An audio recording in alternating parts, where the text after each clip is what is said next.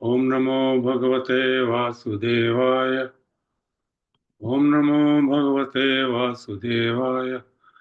Narayanam Namaskritya Naram Chaiva Narottamam Devim Saraswatim Vyasam Tato Jayam Udirayet Shinvatam Swakatham Krishna Punya Shravana Kirtana Yadyantasto Hibatrani Vidnoti Suhitsatam Nashtaprayeshu Bhadreshu Nityam Bhagavata Sevaya Bhagavate Uttam Shloke Bhaktir Bhavati Nastiki.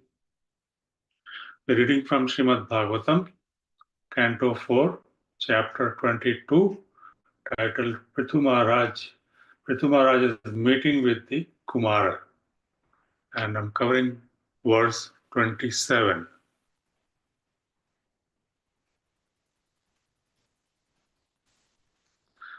Dagdhasyo mukta samasta tadguno naivatmano bahirantara vichaste paratmanor yad vyavadhanam apurastat swapne yatha parasastad vinashe. Synonyms: Dagdha ashaya, all material desires being burned. Mukta, liberated. Samasta, all. Tat guna, qualities in connection with matter. Na, not. Even. Eva, certainly.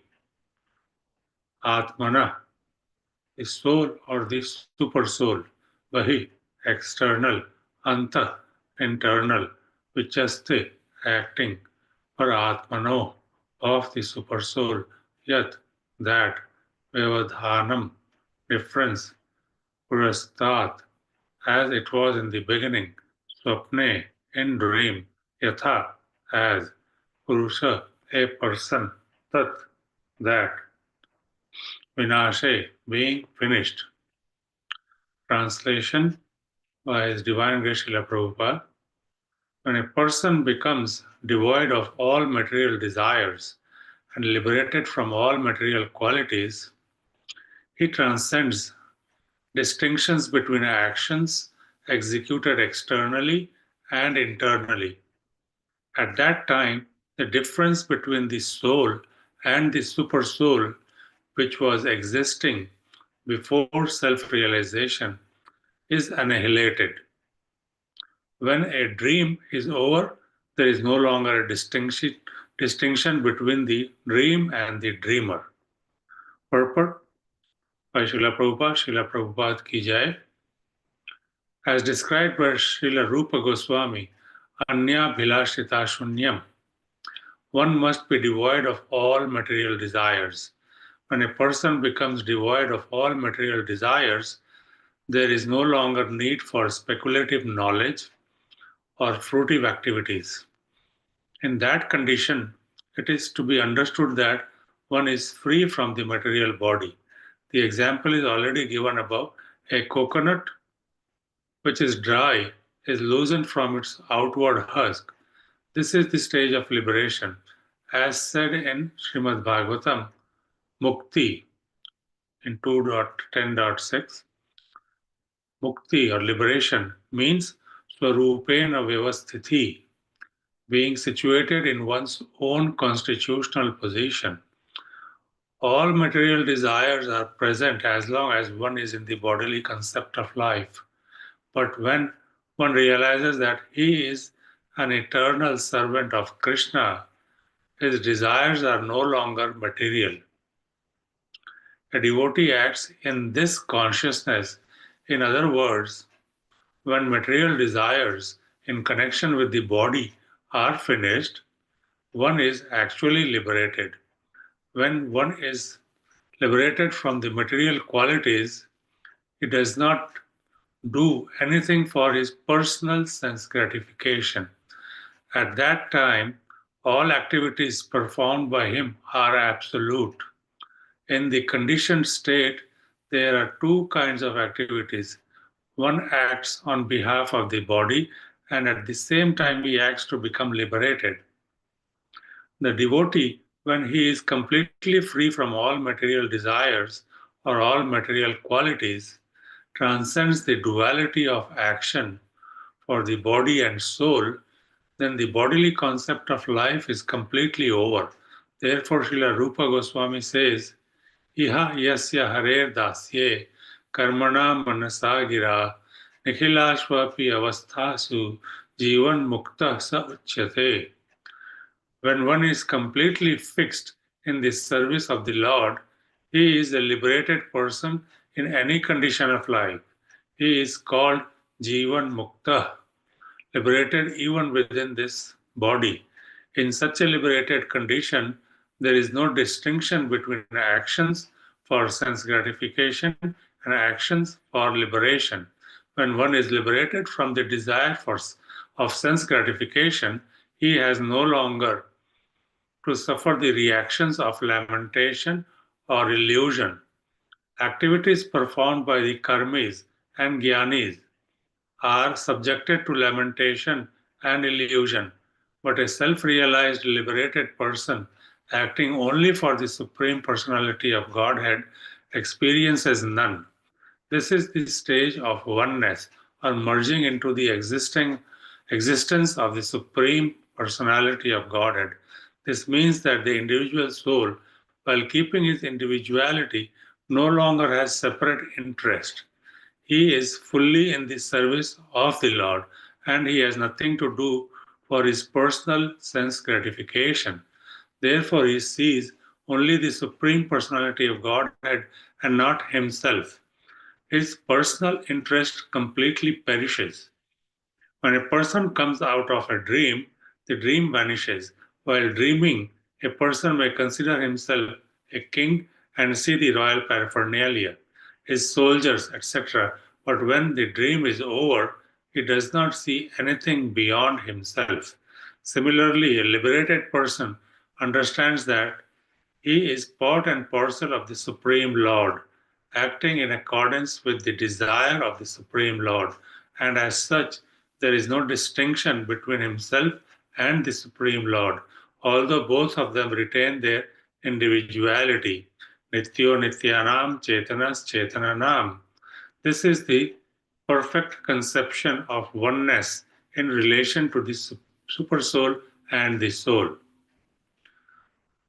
End of purport. So, morning, Hare Krishna. Namo Vishnu Padaya, Krishna Pristaya Bhutale, Srimate Bhaktivedanta Swami Niti Namini, Namaste Saraswati Devi, Gauravani Pracharina, Nirvishesha Shunyavadi Paschata Desha. Om Jnana Timirandasya Jnananjana Shalakaya Chakshurunmilitam Yena Tasmai Shri Guruve Namaha Panchakalpatarubhyascha Kripa Sindhubhyaiva Cha Patitanam Pavanebhyo Vaishnavebhyo. Hare Krishna, Hare Krishna, Krishna Krishna, Hare Hare, Hare Ram, Ram Ram, Hare Hare. So, you see, it's a very, very important verse here. It's being spoken by Sanat Kumar. The, the four Kumaras have descended and are meeting with perfect personality, Shakti Avatar, Prithu Maharaj, and giving enlightening him further. And even though they appear like just like small children, 5 or 6 year old, but they are some of the oldest people.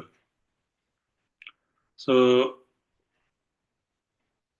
when you are young, when they are very young, the senses or self-interest are, acting in the interest for sense gratification. Those kind of senses do not develop in children. So they desire to be, or they were rather cursed by Brahma to remain a children because they vow to remain to remain brahmachari and be a devotee and be devotees. So they were basically, because Brahma wanted them to become Prajapatis to increase the population, but they did not desire that. They wanted to be liberated personality. So Brahma told them, remain a child forever. So children don't develop those senses. So whatever they do, they act, and since they are very, very wise, at that age they decided not to do that. That means they were very wise. And when they are wise like that and they have the knowledge of all the scripture, that means anything they do and act, it is always on behalf for the Supreme Personality of Godhead. Just like we see the exalted saints, including Prabhupada, when we notice his behavior, we say that it is not Prabhupada who is saying that, it is Krishna within him that is making him say those things. The words are Krishna's words, but he is just an instrument. Uh, Through his sound, through his body, he is speaking Krishna's words. So, so that is the situation one can achieve when when one understands that he is not speaking, because there is nothing that one wants to achieve for one's sense gratification. One's sensory organs are there, but they are just like that of compared to that of a serpent whose fangs and whose poison has been taken out.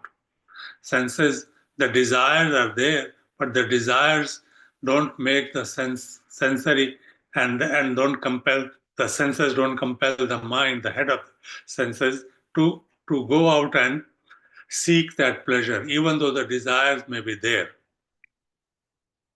So, so they don't, the desires and the mind becomes thus controlled.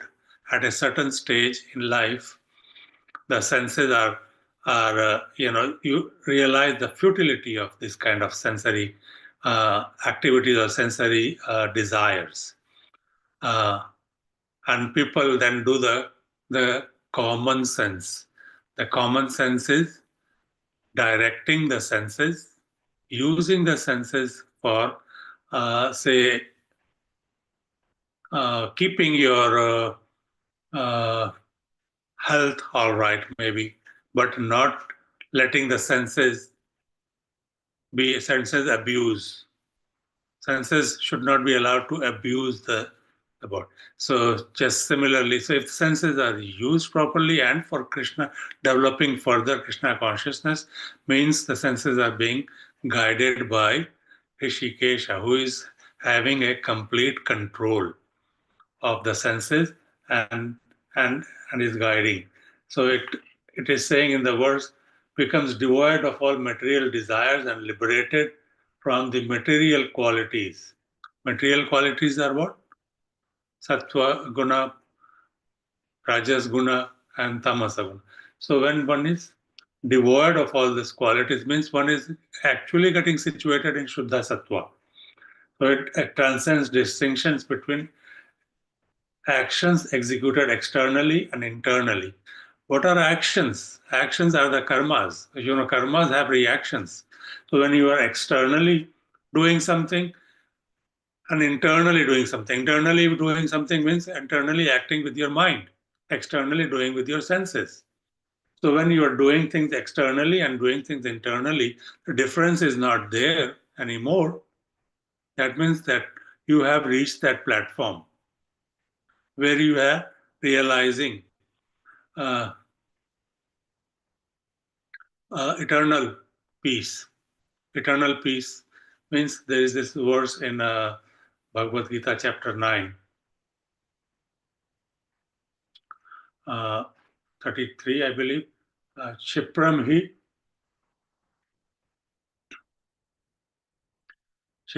is a Dharmatma, the 932, I believe. And Shashvat Shantim Nigachati Pratijani hi Kanteya Mam Bhaktya Pranashyati. Mam Bhaktya Pranashyati. So, my devotees never perish. So they, even though they perform sometimes, like in your past life, sometimes you perform actions which were not in conducive to Krishna consciousness or bhakti, but a devotee who is engaged in Krishna consciousness immediately becomes righteous. and attains lasting peace. So, so there, and this is, and then when one attains and understands that, we were conducting ourselves all along our life only for our sense gratification, uh, and trying to enjoy. That enjoying spirit is what takes us down. So we need to focus on understanding that these enjoyments are temporary and they are going to be taken away. These facilities will be taken away with age. So what is temporary? Why we want to enjoy that? So when we are enjoying the permanent, when we are enjoying the prasad, Krishna prasadam, that's a permanent benefit. When we are speaking for Krishna, that's using the sensory organ, speaking for Krishna consciousness, using the tongue for having prasadam, using the tongue for vibrating the glories of the Lord. That's a that's a service that becomes a service to the Lord. It is within and without, externally and internally. There is no difference. Similarly, the eyes, those senses are engaged in having the darshan of the devotees and the darshan of the Lord, and seeing everything, every creature, every part, and seeing Lord everywhere. That is perfection of visual senses. Similarly, for our ears, so always thinking, of within and without, hearing of, listening to Krishna Katha and speaking Krishna Katha. So we become, we are using the sensory organ of oral reception for listening to the classes and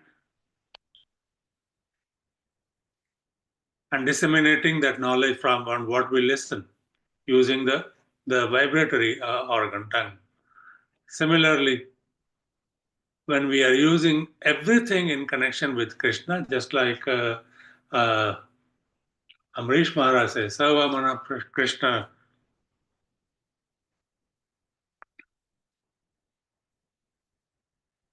just a sec.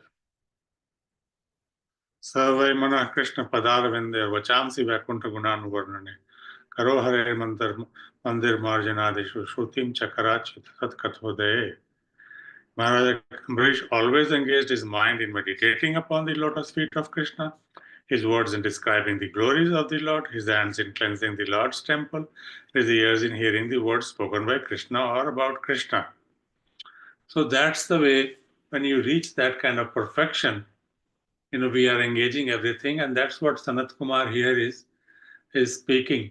When you eliminate the difference between your external, your body, and your spirit, so then you become like a purified, and you're purified of this from this material contamination. Then whatever you are speaking, whatever you are doing, it is considered as a non-different action. That is non-different. That if Krishna were to execute such things, it would be non-different action from Krishna's actions. So it becomes purified state, Shuddha Sattva. So one is situated in that, and it is, keep the key word here is that we must not do that thing for sense gratification. So we have to eliminate that sense gratification. And it is given that the difference is like when the dream is over, there is no longer a distinction between the dream and the dreamer. So this sense gratification can be taken as something that we are acting on a level of dream. And this dream is over, then we make sense that okay. We realize that this is our constitutional position. Our constitutional position is Krishna Nitya Das. So when we realize that we have to do everything for the service of the Lord, then we understand that that is our thing. We are awake. Then we are awake in full consciousness of Krishna, And everything then that we see, anything that we do, everything that has to be in relation with Krishna, then we become perfect. And we make our life perfect, our objective perfect, and we are no longer under the dictation of the illusory energy of the Lord, Maya.